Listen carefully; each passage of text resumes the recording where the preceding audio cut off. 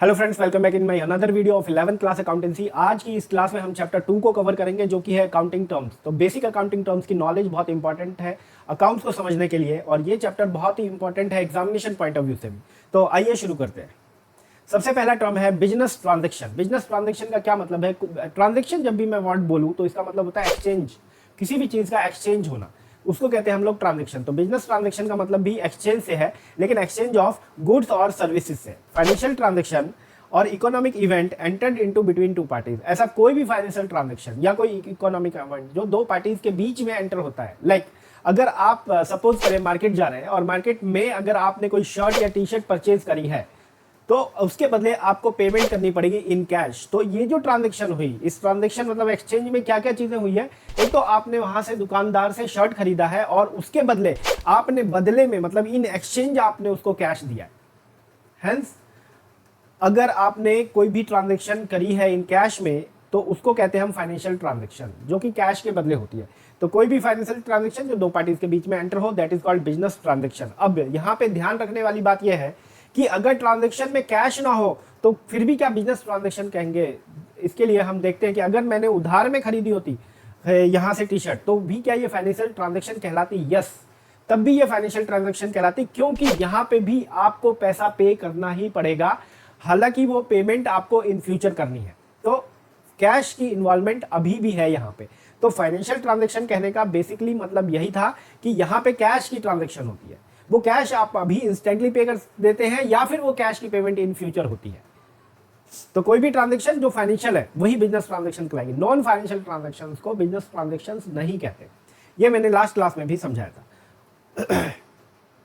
Second term है account. Last class में भी मैं समझा चुका हूं लेजर में, कि लेजर क्या होता है? क्लासिफिकेशन ऑफ अकाउंट्स होता है। मतलब एक जैसी चीजों को एक ही जगह रखते हैं, जिसके लिए मैंने एग्जांपल आपको किचन का दिया था कि किचन में भी किस तरह से क्लासिफिकेशन की गई होती है, किस तरह से अलग अलग सामान के लिए अलग अलग डब्बे बने होते हैं। दालों के लिए एक अलग डब्बा, मसाले के लिए अलग डब्बा, नमक के लिए अलग डब्बा, चीनी के लिए अलग डब्बा, आटे के लिए अलग डब्बा। सिमिलरली वही कॉन्सेप्ट अकाउंट में भी फॉलो किया जाता है। यहाँ पे भी एक जैसी ट्रांजेक्शन के लिए एक अलग डब्बा मतलब अकाउंट क्रिएट कर देते हैं। तो इसकी डेफिनेशन है record of transactions under particular head of account. एक ट्रांजेक्शन को रिकॉर्ड करना under particular head of account. Like salary account है, तो सैलरी अकाउंट में सिर्फ सैलरी की इंफॉर्मेशन डालेंगे कि राम को हमने सैलरी दी, मोहन को सैलरी दी, सोहन को सैलरी दी, राजन को सैलरी दी, मुकेश को सैलरी दी। नेक्स्ट कॉन्सेप्ट है कैपिटल। कैपिटल का मतलब है amount invested bye owner into his business. अपने बिजनेस में जो भी पैसा ओनर, बिजनेस का मालिक इन्वेस्ट करता है, वो कहलाती है कैपिटल। लाइक मैंने कोई बिजनेस शुरू किया है, तो मैं उस बिजनेस को स्टार्ट करने के लिए मुझे कुछ पैसा लगाना पड़ेगा, तो वो जो मनी मैंने इन्वेस्ट किया वो क्या कहलाएगी? मेरी कैपिटल। जरूरी नहीं है कि मैं सिर्फ मनी इन्वेस्ट करूं, हो सकता है मैं कुछ मशीनरी भी लगाऊं उस बिजनेस में, तो वो मशीनरी भी हमारी कैपिटल कहलाए। तो कोई भी असेट्स या कोई भी कैश जो बिजनेस में इन्वेस्ट किया जाता है, लगाया जाता है, उसे हम कहते हैं कैपिटल। नेक्स्ट कॉन्सेप्ट है ड्राइंग। ड्राइंग का क्या मतलब? जैसे कैपिटल का मतलब है बिजनेस में लगाना, तो ड्राइंग का मतलब है बिजनेस से निकालना। तो कैपिटल का एग्जैक्ट अपोजिट है ड्राइंग। तो ड्राइंग के अंदर क्या होता है कि बिजनेस का मालिक अपने बिजनेस से कुछ पैसे अपने पर्सनल यूज के लिए निकालता है। तो जो भी कैश वो अपने पर्सनल यूज के लिए निकालता है, उसको कहते हैं हम लोग ड्राइंग।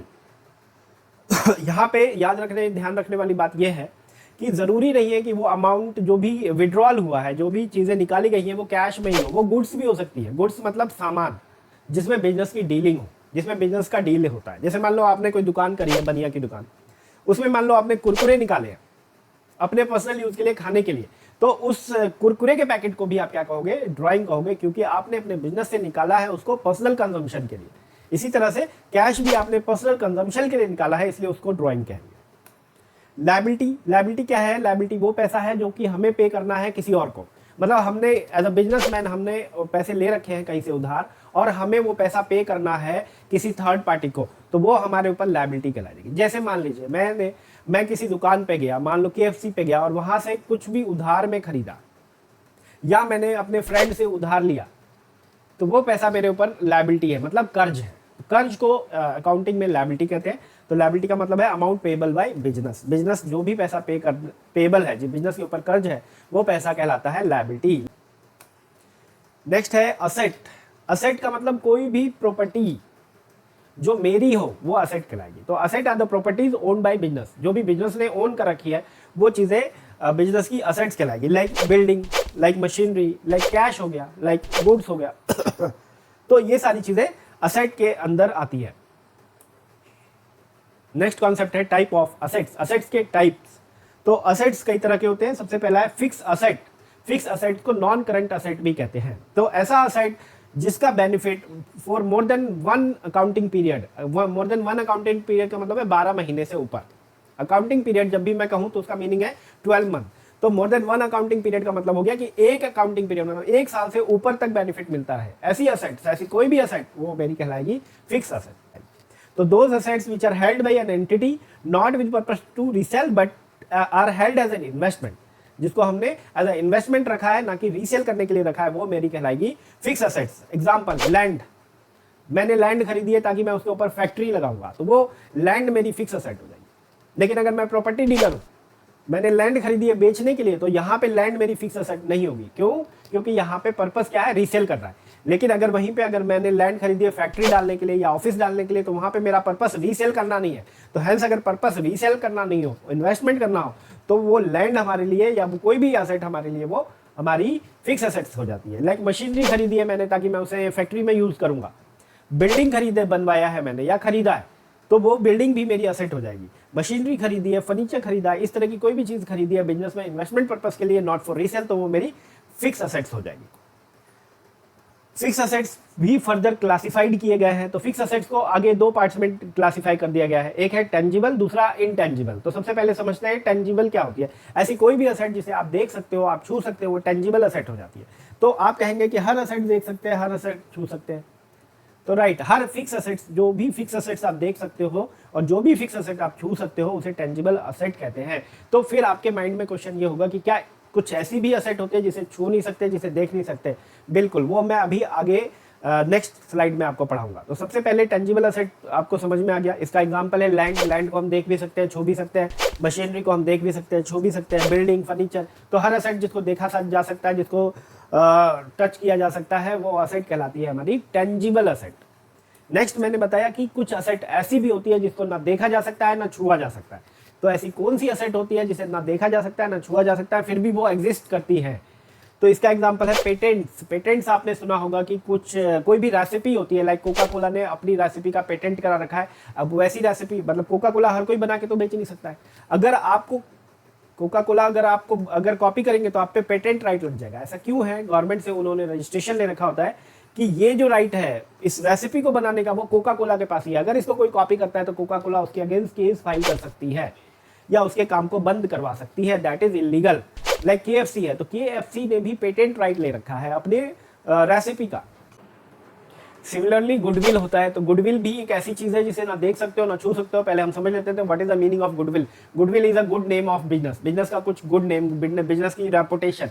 जैसे आप कुछ ब्रांडेड चीजें हैं, एप्पल, तो एप्पल का जो नाम है वो क्या कहलाता है? वो उसकी गुडविल कहलाती है, मतलब उसका रेपुटेशन है ये मार्केट में। तो ये गुडविल जो है उसे देखा नहीं जा सकता, उसे छुआ नहीं जा सकता, बल्कि सिर्फ फील किया जा सकता है। अगर मेरा एक अच्छा नाम है मार्केट में तो मैं इस चीज को सिर्फ फील कर सकता हूँ, या मेरे बिजनेस का एक अच्छा नाम है बिजनेस मार्केट में तो मैं इस चीज को सिर्फ फील करवा जा सकता है। इसी तरह से ट्रेडमार्क होता है। ट्रेडमार्क होता है अपने किसी, मान लीजिए कोई लोगो आपने डिजाइन किया या आपने कोई बिजनेस का ब्रांड नेम डिजाइन किया, तो उसका एक ट्रेडमार्क ले लेते हैं ताकि उसको कोई कॉपी ना कर सके। तो ये ट्रेडमार्क एक सर्टिफिकेट होता है ओनली, इसको सिर्फ फील किया जा सकता है कि आपके पास ट्रेडमार्क है। इसी तरह से कंप्यूटर सॉफ्टवेयर को आप ना देख सकते हैं ना छू सकते हैं। तो कंप्यूटर सॉफ्टवेयर भी हमारा इंटेंजिबल असेट्स की कैटेगरी में आ गया। सेकंड टाइप ऑफ असेट्स में सेकंड टाइप है करंट असेट। करंट असेट्स वो असेट्स है जिसे एक कंपनी होल्ड करती है for conversion of cash in short term. Short term का मतलब होता है accounting period. One accounting period को शॉर्ट टर्म कहते हैं। तो शॉर्ट टर्म का मतलब हो गया 12 मंथ। असेट मतलब कोई भी एंटिटी अगर कैश में कन्वर्ट करने के लिए किसी भी स्टॉक को, किसी भी असेट को अपने पास रखती है, होल्ड करे रखती है, तो उसको हम कहते हैं करंट असेट्स। जैसे for an example stock of goods. मान लो कि कोई बिजनेस है मेरा, बनिया की दुकान है, तो बनिया की दुकान के अंदर हम स्टॉक ऑफ गुड्स में क्या रखते हैं? हम रखते हैं दाल, चावल, चीनी, मसाले एक्सेट्रा।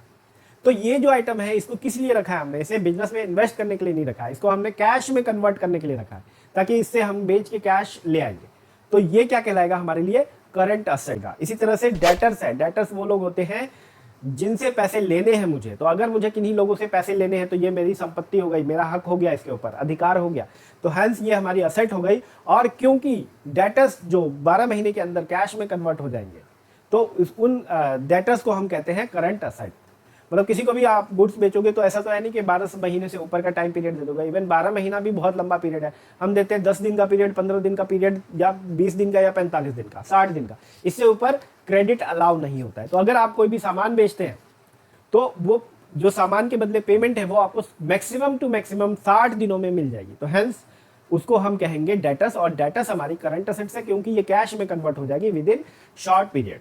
इसी तरह से बैंक बैलेंस है, बैंक बैलेंस को अगर कैश में कन्वर्ट करना हो तो कितना टाइम लगेगा? मुश्किल से 2 घंटा 3 घंटा। बैंक में जाओ या एटीएम पे जाओ, कैश निकालो, और cash is in itself cash, तो इसलिए वो भी करंट एसेट्स की कैटेगरी में है। नेक्स्ट है फिक्टिशियस असेट्स। फिक्टिशियस असेट्स क्या होते हैं? ये एक्चुअल में असेट नहीं होते, ये एक्चुअल में लॉस या एक्सपेंस होते हैं जिनको हमने एक अकाउंटिंग पीरियड में राइट ऑफ नहीं किया है। इसका मीनिंग है कि मान लो कोई बहुत बड़ा एक्सपेंडिचर आपको हुआ है, लाइक आपने कोई एडवर्टीजमेंट के लिए किसी दिल्ली मेट्रो को 1 करोड़ रुपए दिए हैं। अब उस 1 करोड़ को उठा के मैं 1 महीने का एक्सपेंस बुक कर दूं या 1 साल का एक्सपेंस बुक कर दूं, तो उससे क्या होगा कि मेरा लॉस बहुत बड़ा दिखेगा। हालांकि उस जो एडवर्टीजमेंट है उसका बेनिफिट मुझे काफी लंबे समय तक मिलता रहेगा। तो इसको क्या करूंगा, मान लो 1 करोड़ को मैं 10 हिस्सों में तोड़ दूंगा, और इस 10 हिस्सों मतलब इसका बेनिफिट मान लो 10 साल तक मुझे, या 12 साल तक मिलता रहेगा, या 10 साल, मान लो कि 10 साल तक मिलता रहेगा। तो इसको मैं 10 साल में तोड़ दूंगा, ब्रेक कर दूंगा, और हर साल एक पार्ट को मैं अपने खर्चों के रूप में शामिल करूंगा। मतलब टोटल 1 करोड़ रुपए को एक साथ शामिल ना करके इसके 10 हिस्से करके इसको 10 बराबर पार्ट में बांट देंगे। तो मान लो पहले साल में मैंने 10 लाख रुपए राइट ऑफ कर दिया। राइट ऑफ का मतलब मैंने अपने इनकम के अगेंस्ट माइनस करा दिया। तो बाकी का जो 90 लाख बचा, वो 90 लाख क्या हो गया मेरा? Fictitious asset. मतलब these are loss expenses which are not written off in 1 accounting period, जो कि एक साल में राइट ऑफ नहीं करते हैं। तो ऐसे एक्सपेंडिचर हमारे लिए फिक्टिशियस असेट्स कहलाते हैं। नेक्स्ट आइटम है रिसीट। रिसीट का मतलब होता है कोई भी अमाउंट जो आपको मिला है या मिलेगा फॉर सेलिंग ऑफ असेट और गुड्स और सर्विसेज। मतलब कोई असेट आपने बेची है तो आपको पैसा मिलेगा या मिल चुका होगा, तो वो पैसा क्या कहलाएगा? आपका रिसीट। या फिर आपने कोई गुड्स और सर्विस बेची है, कोई सेवा दी है, उसके बदले आपको कोई पैसा मिलेगा, तो उसे क्या कहेंगे? हम रिसीट कहेंगे। टाइप्स ऑफ रिसीट, मतलब रिसीट के भी टाइप्स होते हैं। तो रिसीट का मतलब आपको समझ में आ गया कि कोई भी सामान आप बेचते हो, वो चाहे असेट हो, वो चाहे सर्विसेज हो, वो चाहे गुड्स हो, उसके अगेंस्ट आपको पेमेंट मिलती है, तो उस पेमेंट को हम कहते हैं रिसीट। अब रिसीट को फर्दर क्लासिफाई कर दिया गया है revenue receipt, capital receipt. Revenue receipt को समझते हैं पहले कि रेवेन्यू रिसीट का क्या मतलब है। ऐसी रिसीट जो कि आपको नॉर्मल कोर्स ऑफ बिजनेस में होती है, ऐसी रिसीट को हम रेवेन्यू रिसीट कहते हैं। नॉर्मल कोर्स ऑफ बिजनेस का क्या मतलब है? सबसे पहले हम इसी चीज को समझ लेते हैं कि नॉर्मल कोर्स ऑफ बिजनेस का मतलब है कि जिस चीज के लिए आपने बिजनेस एस्टैब्लिश किया है, उस चीज से आपको कोई कमाई हो रही है या उस चीज से कोई पैसा आ रहा है, तो उसको हम कहेंगे रेवेन्यू रिसीट। मान लो मैंने एक बिजनेस फर्नीचर बेचने का शुरू किया है, और उस फर्नीचर की बिक्री से मुझे कोई भी पैसा आएगा, तो उसको हम कहेंगे रेवेन्यू रिसीट। तो like receipt from sale of goods और सर्विसेज। गुड्स और सर्विसेज की बिक्री से कोई भी पैसा आता है, तो मान लो कि मैंने कोई कोचिंग डाल रखा है और वहां उस कोचिंग से मुझे पैसे आते हैं, तो ये क्या एक सर्विस है जो मैं सर्विस आप लोगों को दे रहा हूं, तो उस सर्विस के बदले जो मुझे पैसे आते हैं वो मेरे लिए क्या कहलाएंगे? Revenue receipts. नेक्स्ट है कैपिटल रिसीट। कैपिटल रिसीट होती है फिक्स असेट्स की सेल करने से। कोई भी फिक्स असेट्स है, जो मैं आपको पहले समझा चुका हूं कि फिक्स असेट्स का मतलब क्या है, तो कोई भी फिक्स असेट्स की बिक्री से जो पैसे आएंगे वो मेरे लिए कैपिटल रिसीट होंगे। लाइक मैंने कोई मशीनरी बेच दी, उससे जो पैसा भी आएगा वो कहलाएगा मेरा कैपिटल रिसीट। या कोई लैंड बेच दी, कोई बिल्डिंग बेच दी, इस तरह की चीजों से जो भी रिसीट्स आएंगी मुझे, वो रिसीट्स कहलाएंगी कैपिटल रिसीट्स। नेक्स्ट है एक्सपेंडिचर। एक्सपेंडिचर का मतलब है अमाउंट स्पेंट और liability incurred for acquiring assets, goods और सर्विसेज। कोई भी असेट एक्वायर करने के लिए या गुड्स या सर्विसेज खरीदने के लिए जो भी खर्चा आपको करना पड़ेगा, उसको कहते हैं हम लोग एक्सपेंडिचर। Types of expenditure. जिस तरह से रिसीट के भी टाइप्स होते हैं, उसी तरह से एक्सपेंडिचर के भी टाइप्स होते हैं। सबसे पहला है कैपिटल एक्सपेंडिचर। सेम कि कोई भी असेट खरीदने में जो भी खर्चा होगा, फिक्स असेट, जो भी फिक्स असेट खरीदने में जो भी आपका खर्चा होगा वो कहलाएगा कैपिटल एक्सपेंडिचर। और इसी तरह से रेवेन्यू एक्सपेंडिचर, कोई भी the expenditure the benefit of which is received with in 1 accounting period, मतलब ऐसा एक्सपेंडिचर जिसका बेनिफिट आपको एक साल में ही मिल जाएगा, उसको कहते हैं हम लोग रेवेन्यू एक्सपेंडिचर। तो ऐसे कौन से एक्सपेंडिचर्स होते हैं जिनका बेनिफिट हमें एक साल में मिल जाता है? आपने मोबाइल रिचार्ज कराया, तो मोबाइल रिचार्ज कराने से उसका बेनिफिट आपको कब तक मिलेगा? उसका benefit with in 1 accounting period, मतलब शॉर्ट पीरियड में मिल जाएगा। आपने 3 महीने का कराया तो 3 महीने का बेनिफिट मिलेगा, 2 महीने का कराया 2 महीने का मिलेगा, 1 महीने का कराया तो 1 महीने का बेनिफिट मिलेगा। तो इस मोबाइल बिल पेमेंट या फिर मोबाइल रिचार्ज कराने पे जो खर्चा होगा वो आपका खर्चा किस नेचर का होगा? रेवेन्यू नेचर का होगा, क्योंकि उसका जो बेनिफिट है वो आपको 1 साल में ही मिल जाना है। इसी तरह से अगर मान लो शॉप है मेरी और शॉप का रेंट पे करता हूं मैं, तो उस रेंट पेमेंट के बदले मेरे को बेनिफिट कितना मिलेगा? 1 महीने का। तो क्योंकि इसका बेनिफिट शॉर्ट टर्म में मुझे मिल गया या मिल जाना है, तो इसलिए इसको भी हम रेवेन्यू एक्सपेंडिचर मानेंगे। इसी तरह से बिजली का बिल है, आप पे करते हो तो उसका बेनिफिट कितना मिलता है?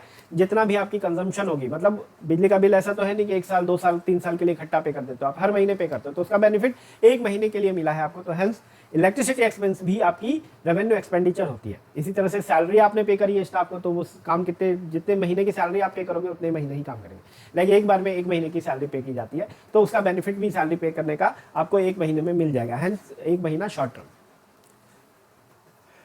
नेक्स्ट है and very important, deferred revenue expenditure. Deferred revenue मतलब ऐसा खर्चा, ऐसा revenue expenditure the benefit of which is received in more than 1 accounting period. मैंने अभी आपको पढ़ाया कि रेवेन्यू एक्सपेंडिचर का मतलब होता है ऐसा expenditure the benefit of which is received with in 1 accounting period, उसको हम रेवेन्यू एक्सपेंडिचर कहते हैं। लेकिन डेफर्ड रेवेन्यू एक्सपेंडिचर एक ऐसा रेवेन्यू एक्सपेंडिचर है जिसका benefit more than 1 accounting period तक आपको मिलता रहता है।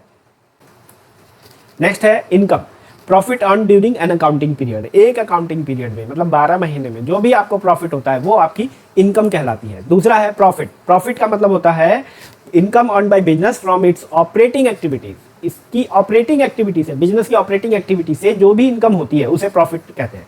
ऑपरेटिंग एक्टिविटी का क्या मतलब है? ऑपरेटिंग एक्टिविटी का मीनिंग है कि जिस काम के लिए आपने बिजनेस को खोला है, ओपन किया है, मतलब जो भी बिजनेस की जिस चीजों में भी डीलिंग है, उन डीलिंग से जो प्रॉफिट होता है, जो इनकम होती है, उसे प्रॉफिट कहते हैं। तो आपने मान लीजिए कि कपड़े की दुकान खोली है, तो उस कपड़े की दुकान से आपको कपड़ा बिक्री से जो भी इनकम होगी उसको कहेंगे हम प्रॉफिट। तो profit earn from sale of goods, goods की बिक्री से जो भी प्रॉफिट होगा that is called income. Next topic है गुड्स। गुड्स का मतलब है ऐसा कोई भी item in which business deals, जिसमें भी बिजनेस की डीलिंग हो। अगर मैं कपड़े की दुकान खोलता हूं तो मेरे लिए कपड़ा क्या होगा? ऐसी चीज होगी जिसमें मैं डील करता हूँ। मैं फर्नीचर की दुकान करता हूँ तो फर्नीचर मेरे लिए गुड्स हो जाएगी। मैं बिल्डिंग प्रॉपर्टी डीलर हूँ, मैं बिल्डिंग सेल परचेज करता हूँ, तो फिर वहां पे बिल्डिंग फिक्स असेट्स नहीं होगी मेरे लिए, वहां पे बिल्डिंग मेरे लिए गुड्स हो जाएगी। तो इसी तरह से अगर मैं कोई भी आइटम जिसमें मेरी डीलिंग है, मान लो मेरी डीलिंग कैश में है, तो वो कैश क्या हो जाएगा? मेरे लिए गुड्स हो जाएगा। तो कोई भी item in which business deals is called goods. Stock oblique inventory. Stock का क्या मतलब होता है? वो गुड्स होते हैं जो बिजनेस अपने पास रखता है बेचने के लिए। तो goods held by entity for purpose of sale. Sale करने के लिए जो भी गुड्स बिजनेस अपने पास रखेगा उसको हम कहेंगे कि ये स्टॉक है, और इसी को हम इन्वेंट्री भी कहते हैं। Trade receivables. Next term is trade receivable. तो ट्रेड रिसीवेबल का मतलब होता है amount receivable on sales of goods और सर्विसेज। जो भी गुड्स और सर्विस आपने बेची है, अगर वो उधार में बेची है तो आपको उसके बदले पेमेंट मिलेगा इन फ्यूचर। तो जो भी पैसा मिलना है उसको हम कहते हैं ट्रेड रिसीवेबल। मान लो कि मैंने किसी राजन को मैंने 10,000 रुपए का सामान उधार में बेचा है, तो वो 10,000 रुपए क्या हो जाएगा मेरे लिए? Trade receivables. नेक्स्ट है टाइप्स ऑफ ट्रेड रिसीवेबल्स। तो ट्रेड रिसीवेबल्स के 2 टाइप्स होते हैं। सबसे पहले है डेटर। तो डेटर का मतलब मैंने पहले भी बताया था, यहां पे आपको डिटेल में समझा देता हूं कि पर्सन और entity who owes amount to enterprise against credit sale of goods और सर्विसेज। क्रेडिट सेल, उधार बिक्री से जो भी पैसा बिजनेस का बनेगा वो कहलाएगा उसका डेटर। मान लो कि राम ने मुझसे 50,000 रुपए का सामान उधार में खरीदा, तो राम मेरा डेटर हो गया, देनदार हो गया। अब मुझे 50,000 रुपए राम से लेने हैं, तो राम को हम अपने डेटर के अंदर रखेंगे। सोहन ने मुझसे 20,000 रुपए का कोई सामान खरीदा, तो सोहन मेरा डेटर हो गया 20,000 रुपए के लिए। इसी तरह से गीता ने मुझसे 10,000 का कोई सामान खरीदा, तो गीता मेरे लिए 10,000 के लिए मेरी डेटर हो गई। नेक्स्ट है बिल्स रिसीवेबल। कई बार क्या होता है कि जब बिजनेस को ट्रस्ट नहीं होता किसी थर्ड पार्टी को सामान उधार में देने से, तो वो एक अग्रीमेंट करा लेती है, एक बिल पे साइन करा लेती है। साइन, उस बिल पे क्या लिखा होता है कि आप 10,000 रुपए इस डेट को मुझे दे दोगे, मतलब अमाउंट और डेट वहां पे स्पेसिफिक होता है। उस पे वो जो भी थर्ड पर्सन होता है उस पे साइन करके आपको दे देता है। तो ये जो बिल आपको देता है साइन करके, ये बिल कहलाता है बिल रिसीवेबल। तो bill of exchange accepted by debtor, the amount of which will be received on specific date. तो ऐसा ऐसा बिल ऑफ एक्सचेंज जो कि आपके डेटर ने एक्सेप्ट किया है, जिसका पैसा आपको एक स्पेसिफिक डेट पे मिल जाएगा, वो कहलाता है हमारा बिल्स रिसीवेबल। तो बिल्स रिसीवेबल और डेटर में सिर्फ इतना फर्क है कि बिल्स रिसीवेबल में एक अग्रीमेंट हो जाता है कि सामने वाला पैसा आपको लिख के दे देता है कि इतनी तारीख को पैसा दे देगा, लेकिन डेटर में ऐसा कोई अग्रीमेंट नहीं होता, ये वर्बल होता है, आपसी अंडरस्टैंडिंग पे बेस्ड होता है कि आपने किसी को सामान बेचा तो वो आपको एक स्पेसिफिक डेट पे पैसे दे देगा, लेकिन ये चीज कहीं पे लिखी नहीं गई होती है। Next term is trade payables, the amount payable for purchase of goods और सर्विसेज। अभी हमने पढ़ा था ट्रेड रिसीवेबल्स, अब पढ़ रहे हैं ट्रेड पेबल्स। तो जो भी सामान, मान लो मैं भी तो कहीं से सामान उधार खरीद सकता हूं, तो अगर मैंने कहीं से सामान कुछ खरीदा उधार, गुड्स खरीदा उधार, तो वो उसके बदले मुझे पेमेंट करनी पड़ेगी। तो जो भी पेमेंट करनी पड़ेगी वो मेरा कहलाएगा ट्रेड पेबल्स। मान लो मैंने सोहन के दुकान से या गुप्ता जी की दुकान से 50,000 का गुड्स कच्चा माल खरीदा, तो वो जो रॉ मटेरियल 50,000 रुपए का है, उसके बदले मुझे पेमेंट इन फ्यूचर करनी पड़ेगी। तो उसको कहेंगे हम लोग कि मेरे पास 50,000 का ट्रेड पेबल्स है, मतलब मुझे पे करना पड़ेगा। तो ट्रेड पेबल्स दो तरह के होते हैं। सबसे पहला है क्रेडिटर, तो पर्सन और entity to whom an enterprise owes amount against purchase of credit goods, against purchase of goods और सर्विसेज। तो गुड्स और सर्विसेज कोई भी चीज मैं परचेज करता हूं किसी दुकान से, तो उसके अगेंस्ट मुझे पेमेंट करनी पड़ेगी, उसको कहते हैं हम लोग क्रेडिटर। मान लो गुप्ता जी की दुकान से मैंने 50,000 का सामान उधार खरीदा है, तो गुप्ता जी मेरे क्रेडिटर्स बन गए 50,000 रुपए के लिए, मतलब अब मैं गुप्ता जी को पेमेंट करूंगा 50,000 रुपए। दूसरा है बिल्स पेबल, अभी बिल्स रिसीवेबल हमने पढ़ा था, उसका अपोजिट है बिल्स पेबल। जैसे मैंने कहीं से कच्चा माल उधार खरीदा, तो हो सकता है सामने वाला पार्टी मुझ पर ट्रस्ट ना करता हो, तो वो मुझसे एक लिखित में बिल ले लेगा और उसी बिल को हम कहते हैं बिल्स पेबल। नेक्स्ट टॉपिक है बैड डेट। बैड डेट का मतलब होता है डूबता हुआ या डूब गया पैसा। ऐसा पैसा, मतलब डेटर्स होते हैं हमारे बिजनेस में जिनको हम उधार में सामान बेचते हैं, तो हो सकता है कुछ लोग पेमेंट कर जाएं, कुछ लोग ना पेमेंट करें। तो जो लोग पेमेंट नहीं करते उसको कहते हैं हम लोग बैड डेट, मतलब ऐसे डेटर जो इररिकवरेबल हो गए हैं, जो कि भाग गए हैं पैसा लेके, उनको कहते हैं हम bad debt. Next topic is depreciation. Depreciation का मतलब होता है fall in value of fix assets. Fix assets आपको मैं पढ़ा चुका हूं पीछे कि लैंड, बिल्डिंग, मशीनरी, ये सारी हमारी क्या है, फिक्स असेट्स है। तो अगर इनकी वैल्यू में गिरावट आती है तो उसको डेप्रिसिएशन कहते हैं। अब गिरावट आने के कई रीजन हो सकते हैं, हम लोग इसके लिए एक अलग चैप्टर है, उसमें इसको डिटेल से पढ़ेंगे। फिलहाल आप समझ लें कि डेप्रिसिएशन का मतलब होता है फिक्स असेट्स की वैल्यू में गिरावट। नेक्स्ट टॉपिक है इंसॉल्वेंट। इंसॉल्वेंट का मतलब अ पर्सन और entity who is not able to pay its debt, मतलब अपना कर्जा चुकाने लायक ना होना या ना होने वाले व्यक्ति को इंसॉल्वेंट कहते हैं। मतलब ऐसा व्यक्ति जो अपना कर्जा नहीं चुका सकता उसको कहते हैं इंसॉल्वेंट। इसलिए बड़े बड़े बिजनेसमैन क्या करते हैं, जब उनके पास कर्जा बढ़ जाता है तो वो अपने आप को एज ए इंसॉल्वेंट प्रूव करते हैं कोर्ट में, और जब इंसॉल्वेंट प्रूव हो जाते हैं तो उनको छोड़ दिया जाता है और उनसे किसी तरह का कोई रिकवरी नहीं की जाती। नेक्स्ट है सॉल्वेंट। सॉल्वेंट एक ऐसा पर्सन है जो इस पोजीशन में है कि अपने कर्जे को, अपनी लायबिलिटीज को, अपनी देनदारी को पे कर सके, तो ऐसे व्यक्ति को हम कहते हैं solvent. Thank you very much. अगर आपको वीडियो अच्छी लगी हो तो please like, comment and subscribe.